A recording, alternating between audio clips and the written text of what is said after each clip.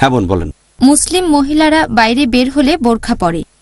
এখন সে যদি বোরখা না পরে সাধারণ সালোয়ার কামিজ পরে, পুরো শরীর ঢেকে রাখে, মাথায় ওড়না থাকে, তাহলে সেটা কি সঠিক হবে? বোন আপনি প্রশ্ন করলেন যে মুসলিম মহিলাদের জন্য কি এটা আবশ্যিক যে সে যখন বাইরে যাবে তখন তাকে বোরখা পরতেই হবে? সে কি সালোয়ার কামিজের সাথে ওড়না পরতে পারে? বোন, এই বোরখা শব্দটা প্রচলিত শুধু এই ভারতে। আমাদের পবিত্র কোরআনের আয়াতে এটাকে বলা হয়েছে জিলবাব, একটা ওভারকোট।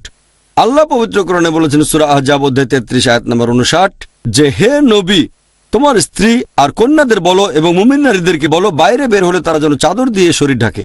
এটা হচ্ছে জিলবাব। এতে করে তাদেরকে চেনা যাবে আর তাদের উত্ত্যক্ত করা হবে না।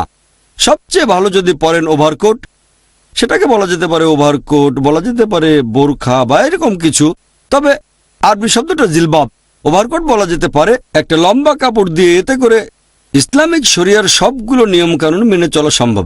যদি এরকম ওভারকোট পরেন তাহলে ইনশাআল্লাহ শরিয়ার নিয়মগুলো মেনে চলতে পারবেন, সহজ হবে। আর যদি পরেন সালোয়ার কামিজ, মাথায় ওড়না দিচ্ছেন, ওড়নাটা কত বড় সেটা যদি মাথা থেকে একেবারে পা পর্যন্ত আসে ভালো, তাহলে মনে হতে পারে যে এটা ওভারকোট। যদি আপনারা সৌদি আরবে যান বা মধ্যপ্রাচ্যে, শুধুমাত্র একটা কাপড় মাথা থেকে নিচে, এটাকে বলা যেতে পারে বড় ওড়না। তবে সবচেয়ে ভালো হয় যদি পরেন ওভারকোট, সবচেয়ে ভালো। যদি কোট পরতে না পারেন তাহলে একটা বড় কাপড় দিয়ে ঢাকবেন। তবে কমপক্ষে একটা ওভারকোট, এটা বেশিরভাগ বিশেষজ্ঞ বলেন, আমারও মত এটা যে এখানে কমপক্ষে একটা ওভারকোট লাগবে। এটা না হলে সালোয়ার কামিজ বা লম্বা ওড়না পুরো শরীর ঢাকা থাকবে। তবে সবচেয়ে ভালো হচ্ছে ওভারকোট, আর সেটা আঁটোসাঁটো হবে না, ঢিলে ঢালা থাকবে, স্বচ্ছ হবে না, চাকচিক্য থাকবে না, এইসব। কোট সবচেয়ে ভালো। আর একজন মুসলিম মহিলা বাইরে গেলে তার ওভারকোট পরা উচিত। আশা করি উত্তরটা পেয়েছেন।